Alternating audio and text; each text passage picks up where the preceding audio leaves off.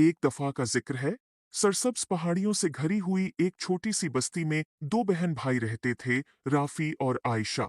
राफी, बड़ा भाई, अपनी चालाकी के लिए मशहूर था, मगर वो अक्सर अपनी चालाकी को शरारतों के लिए इस्तेमाल करता था।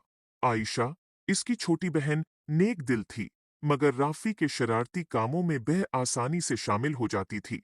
एक दिन दोपहर के वक्त, जब वो अपने घर के बाग में खेल रहे थे, इन्हें एक पुराना, धूल से भरा हुआ संदूक मिला। संदूक के अंदर उन्हें एक चमकदार लकड़ी की छुड़ी मिली जिस पर पुरस्कार नक्श व नुगार बने हुए थे। तजस्सुस से भरे हुए वो छुड़ी को अपनी दादी जहरा के पास ले गए। दादी जहरा की आंखें छुड़ी को देखकर पहचान से चमक उठें। मेरे प्यारे बच्चों, ये एक जादुई छुड़ी है, उन्होंने वजाहत की।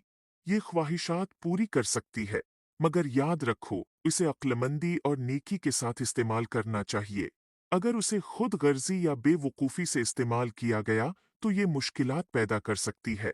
जो दादी जहरा की वार्निंग को नजरअंदाज करते हुए, राफी ने फौरन एक बड़ी मिठाई के ढेर की ख्वाहिश की। अचानक कमरा मिठाइयों, चॉकलेट्स और केकस से भर गया। आयशा खुशी से चला उठी, मगर जल्द ही उन्हें एहसास हुआ कि मिठाइयाँ इतनी ज्यादा हैं कि वो खा नहीं सकते, और पूरा घर एक चपचपी जिंदगी में बदल गया। जिंदगी की परवाह किए बगैर राफी ने दूसरी ख्वाहिश की। इस बार इसने एक सुनहरी साइकिल की ख्वाहिश की।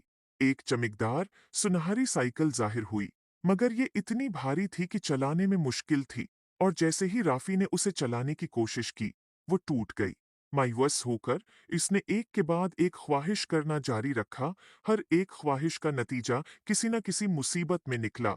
आयशा, जो ये सब देख रही थी, इसे दादी जहरा की बातें याद आईं।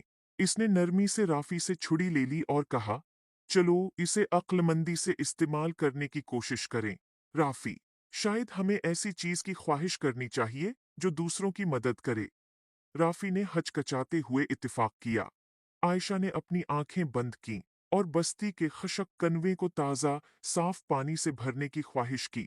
जादुई छुड़ी रोशन हो गई, और जब वो कनवे की तरफ दौड़े, तो उन्हें कनवा चमकते हुए पानी से भरा हुआ मिला। देहाती खुशी से झूम उठे और राफी और आयशा का शुक्रिया अदा करने लगे। उन्होंने जो खुशी बस्ती को पहुंचाई, उसको देखकर राफी ने जादुई छुड़ी की हकीकी ताकत को समझा। इसने अपनी पछली बेवकूफियों के लिए आयशा और दादी जहरा से माजरत की।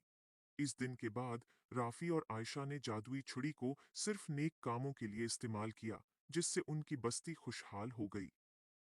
किसी नन्मा अखलाक, इस कहानी से सीखने को मिलता है कि ताकत और वसाइल को अक्लमंदी और नेकी के साथ इस्तेमाल करना चाहिए।